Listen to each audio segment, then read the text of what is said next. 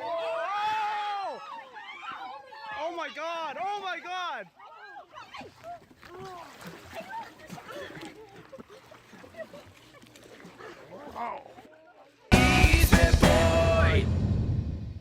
To celebrate the 1-year anniversary of the Bit Squad, we are going to be giving away $1,000 in Bitcoin for the months of March and April, along with 2 Nano Ledger S's. An extra $100 prize will be available for those who join the Telegram group. Like and comment on every video in March and April for the maximum number of entries. You must be a subscriber to win. Hey Bit Squad, welcome back to the channel. Don't panic, everything's in red, but I think it's gonna be okay. I don't think this is the start of another bear market or that this means we're gonna go deeper in the depths of despair. I think this is just part of the cycle that we're on right now. So we're gonna be looking at that in a few minutes.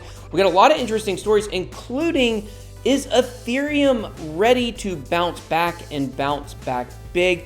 Some things are kind of pointing in that direction. We got a huge company getting involved in crypto. We got Binance Coin maybe doing stuff a little hush-hush. So we got all those stories to look out for, so make sure you stay tuned for that. Let's get into the markets. Market Watch. All right, guys, we lost $8 billion in the market over the last couple of days, and Bitcoin dominance is rising, and you can kind of just start to see that relationship between the market cap, Bitcoin dominance, the price of Bitcoin, and the price of the alts as they all kind of move, in certain patterns. And right now, we have all of the market losses coming from the altcoins. We have Bitcoin down just a hair.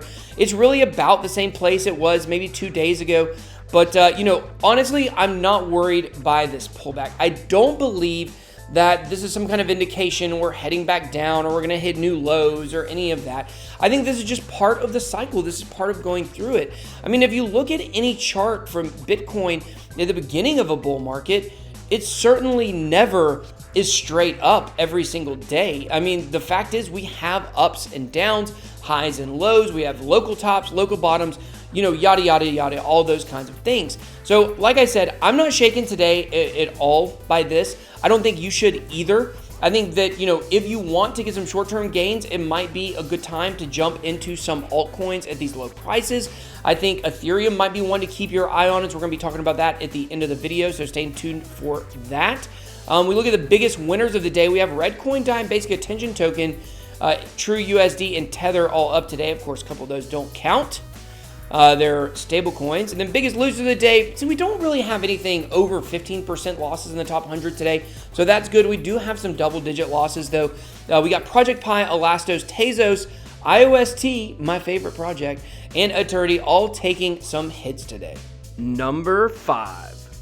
Okay, we got a very interesting story coming to us from Binance. So Binance quietly removed some Wall Street jargon from its tokens white paper. Now, what this has to do with is basically their buyback program. So basically what they're saying now is instead of calling it a buyback, they're saying they're burning 20% of the profits from BNB. So it really is just a change of language and jargon like the title suggested. But the interesting thing here is this was done quietly. Nobody even knew that this happened. Now, when a company that we look at as sketchy like Bitfinex or Tether, when they make changes to their website or, some of their policies or procedures, whatever it might be, we always question it like, oh, why didn't they announce that? But now it's Binance. So, do we have a right to question the fact that they just went and made changes to their white paper and didn't announce it and did it kind of, like I said, hush hush? So, I don't know, something to definitely watch out. We'll have to see what CZ has to say about this. I'm sure he'll probably make a comment on it soon. Number 4. Disney getting into crypto? Well, not really, maybe by default. Disney's in talks to buy Korean gaming giant Nexon. As a result, also will own oldest Bitcoin exchange in a $13 billion deal. Now, if you really pay attention to the title, the lead story here is that they're purchasing this gaming giant from Korea, but kind of the back end part of this deal is obviously this exchange was owned by Nexon as well, and now Disney by default is kind of basically own that exchange. So does this mean Disney has plans for cryptocurrency? You know what? I bet they probably do have some type of blockchain division. Does this actually fit into that? Probably not. So wouldn't get my hopes up too high that the next crypto movie is going to be an animated Pixar. Number 3.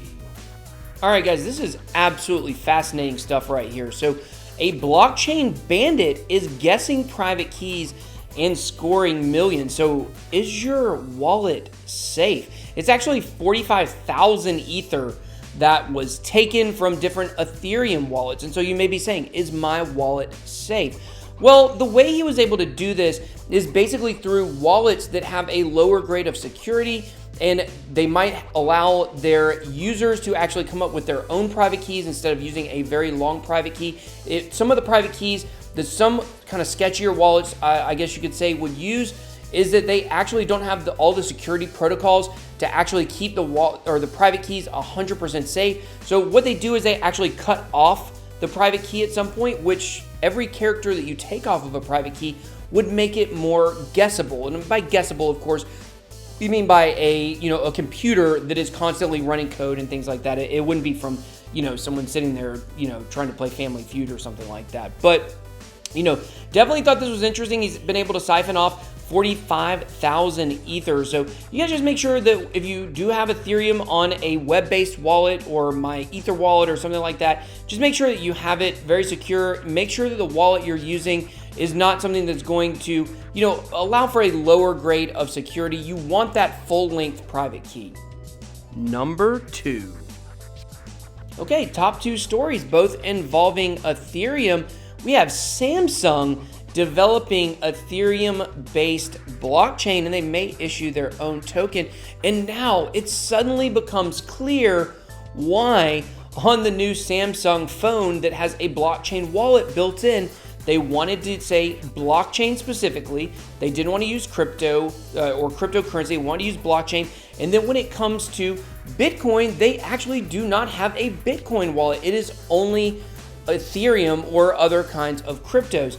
So, it's very interesting to me that they made that decision, but now understanding that they're thinking about launching their own Ethereum token, it kind of starts making sense. So, I've said for a long time, I feel like this is a really good opportunity for Apple to get in the game and kind of be on the Bitcoin side, and we'll have like an Ethereum versus Bitcoin, kind of rivalry with the phones and things like that. So, this is very interesting. One of the quotes here was, currently we are thinking of a private blockchain, though it is not yet confirmed. It could also be public blockchain in the future, but I think it will be hybrid. That is a combination of public and private blockchains. So, the idea of this isn't for it just to be for internal purposes. Think JPM coin.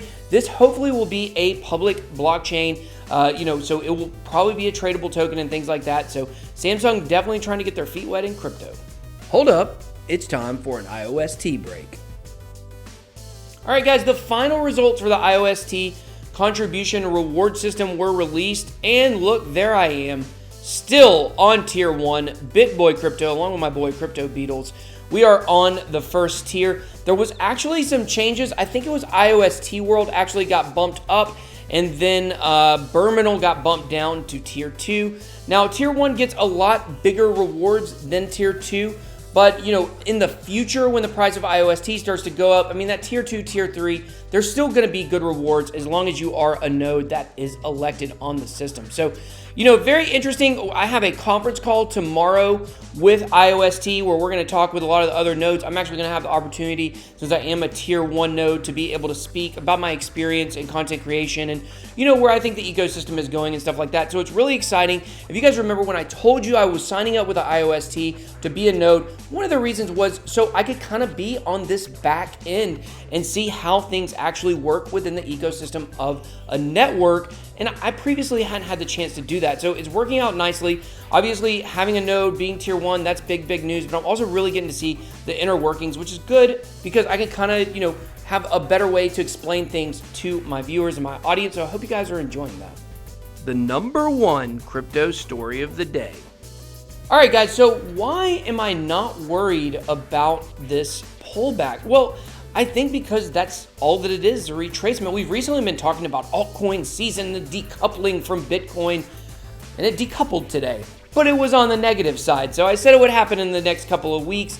Bitcoin dropped a little and the altcoins dropped a lot. So, we've seen a delay for gains for the altcoins. I think this is where some of it is coming in, where we see the altcoin gains the next day, but sometimes Bitcoin's not holding when it pumps for a full day. And so the altcoins are not getting the pump, but they're getting the dump. So, definitely very interesting, but Ethereum is one to keep your eye on. Ethereum here, the title says, bull market approaches as Ethereum coils up in preparation for major upside move. We've got some bullish news talking about Samsung using Ethereum, kind of like I said, some stuff with the phone and Samsung. The Ethereum wallet, it's all kind of starting to connect and make sense. So it says here, cryptocurrency's second largest coin in terms of market cap, Ethereum looks like it may topple yearly highs despite falling 6% overnight. And it goes on to explain some of the technical reasons why they think it's going to go up. But it talks about the similarities to the 2017 bull run. So at the height of the 2017 bull market, Bitcoin acted as the market leader, spurring moves to the upside and leading the charge as Ethereum and other altcoins stagnated. And, can we see that same thing? Can we see Ethereum duplicate that? And I've given you guys a lot of reasons why I feel like Ethereum is not the premier destination for coins to be launched on, or also for decentralized applications to be installed on and things like that, or created on.